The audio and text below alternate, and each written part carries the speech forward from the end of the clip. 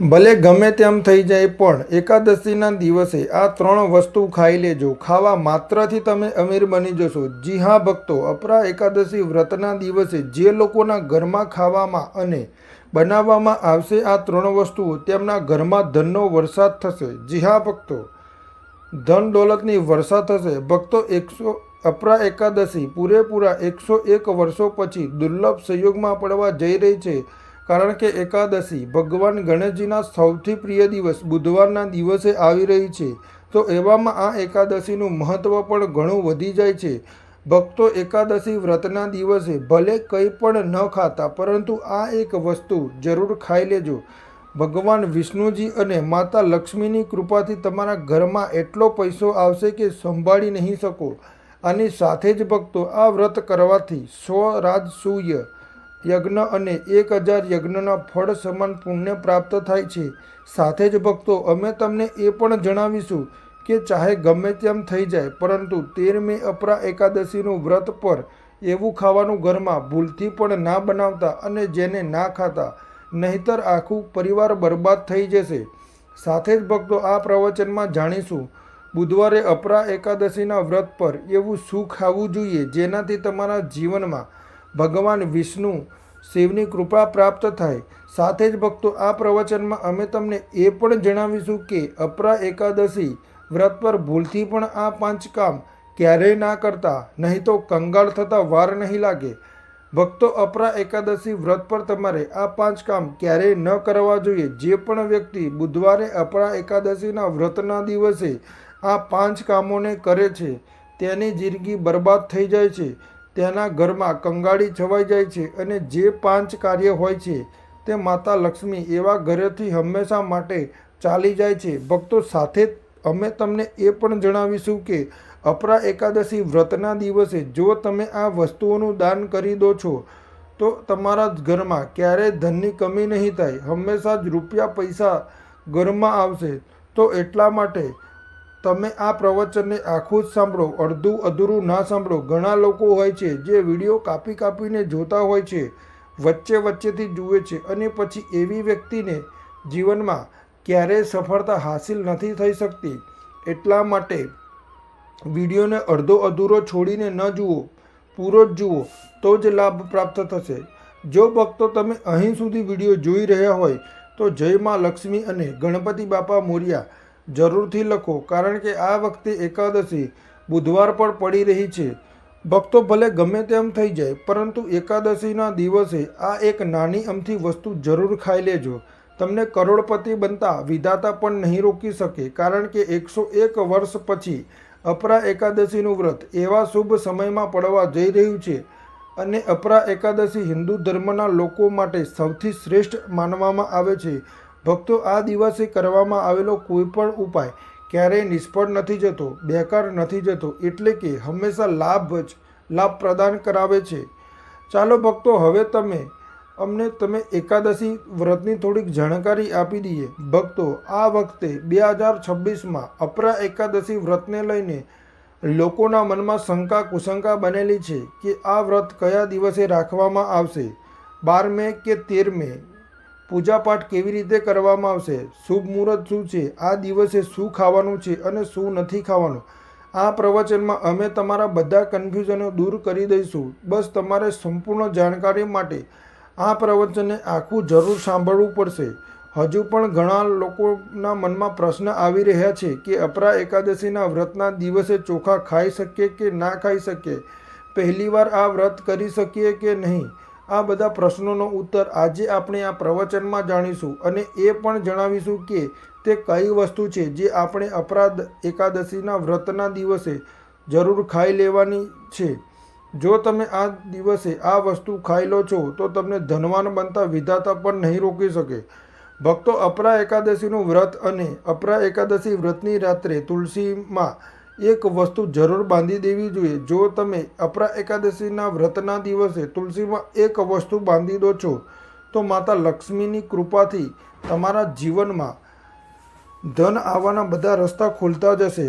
તો ભક્તો, અપરા એકાદશીના વ્રત માસમાં કૃષ્ણ પક્ષની એકાદશી માનવામાં આવે છે. ભારતમાં તેને અલગ અલગ જગ્યાએ અલગ અલગ નામથી જણાવવામાં આવે છે, જેમ કે ક્યાંક તેને અપરા એકાદશી વ્રત અને ક્યાંક તેને વૈષ્ણવ અપરા એકાદશી, ક્યાંક તો તેને અચલા એકાદશી વ્રતના નામથી પણ જાણવામાં આવે છે. ધર્મ ગ્રંથોમાં કહેવાયું છે કે એકાદશીનું વ્રત કૃષ્ણ પક્ષની એકાદશી હોય છે અને આ ભગવાન શ્રી હરિ વિષ્ણુને સમર્પિત એક અત્યંત પુણ્યદાયી વ્રત માનવામાં આવ્યું છે. શાસ્ત્રોમાં કહેવાયું છે કે આ દિવસે શ્રદ્ધા અને ભક્તિથી વ્રત રાખવાથી, ભગવાન વિષ્ણુનું સ્મરણ કરવા અને દાન પુણ્ય કરવાથી મનુષ્ય પોતાના જન્માંતરના પાપોમાંથી મુક્તિ થઈને મોક્ષની પ્રાપ્તિ કરે છે. એટલું જ નહીં, આ વ્રતના પ્રભાવથી માત્ર વ્રતીને નહીં, તેના પિતૃઓને પણ સ્વર્ગ અને મોક્ષની પ્રાપ્તિ થાય છે. એટલા માટે તેને પિતૃ ઉદ્ગારક એકાદશી પણ કહેવામાં આવી છે. જીવનમાં સુખ, શાંતિ, સૌભાગ્ય, સમૃદ્ધિ અને ચારે પુરુષાર્થ, ધર્મ, અર્થ, કામ અને મોક્ષની પ્રાપ્તિ પણ આ જ વ્રતના પ્રભાવથી થાય છે. આ જ પાવન દિવસે એકાદશીના રૂપમાં પણ મનાવવામાં આવે છે. દ્વાપર યુગમાં કુરુક્ષેત્રની યુદ્ધ ભૂમિ પર ભગવાન શ્રી વિષ્ણુએ અર્જુનને જે દિવ્ય જ્ઞાન પ્રદાન કર્યું હતું, તે જ અમૃતતુલ્ય શ્રીમદ ભગવદ્ ગીતા આ દિવસે બહુ મોટું મહત્વ રાખે છે. ગીતાનું જ્ઞાન માત્ર એક યુદ્ધનો ઉપદેશ નથી, પરંતુ સમસ્ત માનવ જાતિ માટે ધર્મ, કર્તવ્ય, સત્ય અને ભક્તિના માર્ગને દર્શાવવાવાળો શાશ્વત ગ્રંથ છે. આ દિવસે ગીતાનો પાઠ, શ્રી કૃષ્ણના પૂજન, વ્રત અને સત્સંગ કરવાથી વ્યક્તિનું જીવન આધ્યાત્મિક રૂપથી પ્રકાશિત થાય છે અને તેને ભગવાનના ચરણોની નિકટતા પ્રાપ્ત થાય છે. ધાર્મિકતા અનુસાર અપરા એકાદશી વ્રતનું વ્રત તમારી આત્મા પર બોજ નહીં, પરંતુ સમસ્ત પાપોનું શ્રવણ કરવાવાળું હોય છે. ભક્તો, ચાલો સૌથી પહેલાં અમે તમને જણાવી દઈએ કે અપરા એકાદશી વ્રતની સાચી ડેટ, ટાઈમ શું છે. પછી અમે તમને વારાફરતી બધી જાણકારી આપતા જઈશું અને એ પણ જણાવીશું કે તે કઈ વસ્તુ છે જે આપણે અપરા એકાદશી વ્રતના દિવસે જરૂર ખાઈ લેવી જોઈએ. ભક્તો, સાથે અમે તમને એ પણ જણાવીશું કે આ દિવસે એક વસ્તુ ભૂલથી પણ ના ખાવી જોઈએ. જો તમે આ વસ્તુ ભૂલથી પણ ખાઈ લો છો તો તમારા ઘરમાં અનહોની થઈ શકે છે. તો આવું અનર્થ કામ ભૂલથી પણ ના કરતા અને અનર્થ થતાં પહેલાં વિડીયોને તમે આખો જરૂર જોઈ લેજો. તો ચાલો ભક્તો જાણીએ અપરા એકાદશીને વ્રતની સાચી ડેટ, ટાઈમ વિશે. 2026માં અપરા એકાદશી વ્રતની સાચી ડેટ, ટાઈમ શું છે? વૈશાખ કૃષ્ણ પક્ષની એકાદશી તિથિ પર અપરા એકાદશી વ્રત માનવામાં આવે છે. આ વર્ષે વૈશાખ માસના કૃષ્ણ પક્ષની એકાદશી 12 મે 2026ના રોજ બપોરે 2:52થી શરૂ થશે અને તેની સમાપ્તિ બીજા દિવસે 13 મે 2026ના રોજ બપોરે 1:29 પર થશે. હવે ભક્તો, ઉદયા તિથિ અનુસાર જોવામાં આવે છે તો આ વખતે ઉદયા તિથિ મુજબ અપરા એકાદશીનું વ્રત 13 મે 2026ના રોજ રાખવામાં આવશે. ચાલો ભક્તો, હવે આપણે અપરા એકાદશીની સરળ પૂજા વિધિ અને શુભ મુહૂર્ત વિશે જાણી લઈએ. આ દિવસને સાચી રીતે અને શ્રદ્ધાથી સાથે મનાવવા માટે સૌથી પહેલાં તમારે સૂર્યોદય પહેલાં બ્રહ્મ મુહૂર્તમાં ઉઠવાનું છે. પછી સ્નાન કરીને પૂજા સ્થાન પર જાઓ અને ભગવાન સૂર્યને 1 લોટો જળ અર્પણ કરો. આ પછી વ્રતનો સંકલ્પ લો. સંકલ્પ લેવા માટે પોતાના જમણા હાથમાં જળ અને ફૂલ રાખો. પછી 3 વાર ઓમ શ્રી વિષ્ણુનો જાપ કરો અને પોતાનું નામ, ગોત્ર, સ્થાન, મકાન નંબર કે ફ્લેટ નંબર અને વિસ્તારનું નામ જણાવો. આ પછી પોતાની ઈચ્છાઓ ભગવાનના ચરણોમાં સમર્પિત કરો અને ભગવાનને પ્રણામ કરીને જળ અર્પણ કરી દો. હવે પૂજાની પ્રક્રિયા વિશે જાણીએ. સૌથી પહેલાં એક અખંડ ફળ જેમ કે સફરજન, નાળિયેર, જે પણ ફળ ઉપલબ્ધ હોય કાપ્યા વગરના લો અને તેને ગંગાજળથી શુદ્ધ કરી લો. પછી ભગવાન શ્રી હરિ વિષ્ણુની તસવીર કે મૂર્તિ રાખો. જો તમારી પાસે મૌલી, પાન, સુપારી, લવિંગ, ઇલાયચી કે પાનનું પાન હોય તો તેને પણ સજાવીને રાખો. હવે ભગવાનને બોલવાની પ્રક્રિયા, જેને પ્રાણ પ્રતિષ્ઠા કહે છે. આ માટે ભગવાનની તસવીરને સ્થાપિત કરીને તે સ્થાનનું શુદ્ધિકરણ કરો. ગંગાજળ મિશ્રિત જળથી તે સ્નાન પર છંટકાવ કરો અને એક ફૂલ રાખો. પછી ભગવાનને આચમન કરાવો, તિલક લગાવો, અક્ષત ચડાવો, ફૂલોની માળા પહેરાવો અને એક પુષ્પ અર્પણ કરો. ધૂપ દેખાડો અને ઘીનો દીવો પ્રગટાવો. ધ્યાન રાખો કે દીવાને ઉઠાવવાનો નથી. દીવો જ્યાં રાખ્યો છે ત્યાં ચોખા કે ફૂલોનું આસન બનાવી લો અને પછી દીવો રાખો. તમે ભગવાનને નૈવેદ્યના રૂપમાં જે પણ મીઠાઈ તમારી પાસે હોય તે અર્પણ કરો. જો મીઠાઈ નથી તો સાકરના દાણા ચઢાવી શકો છો, પરંતુ કાપ્યા વગરના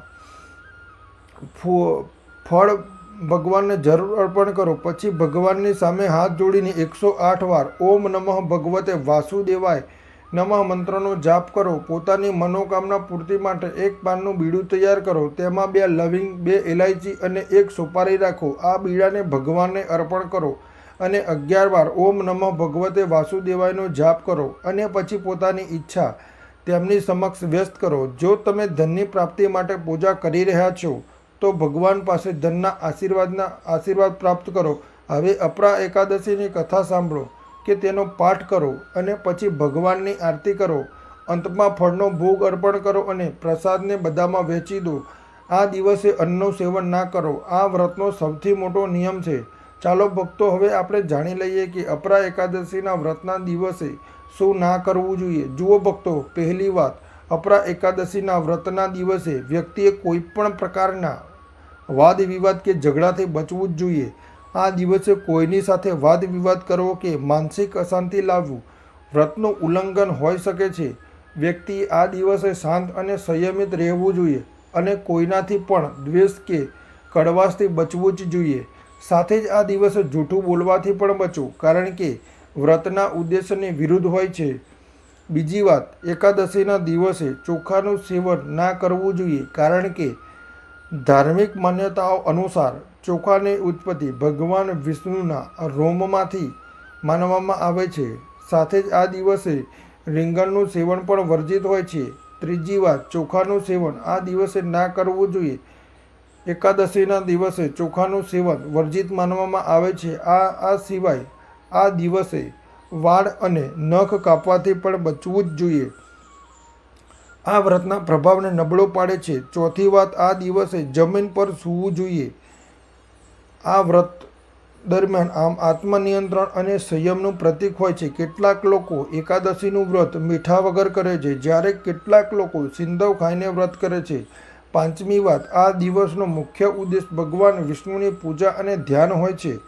એટલા માટે આ દિવસે લૌકિક કાર્યોથી મુક્ત થઈને પૂરી રીતે ભક્તિમાં લીન રહીને વિતાવવો જોઈએ. અપરા એકાદશી વ્રતના દિવસે ભગવાન વિષ્ણુની પૂજા અને વિષ્ણુજીના મંત્રોનો જાપ કરવાથી પુણ્યની પ્રાપ્તિ થાય છે. જો તમે પૂજામાં લાપરવાહી કરશો કે કોઈ અન્ય કાર્ય કરશો તો વ્રતનું પુણ્ય નહીં મળે.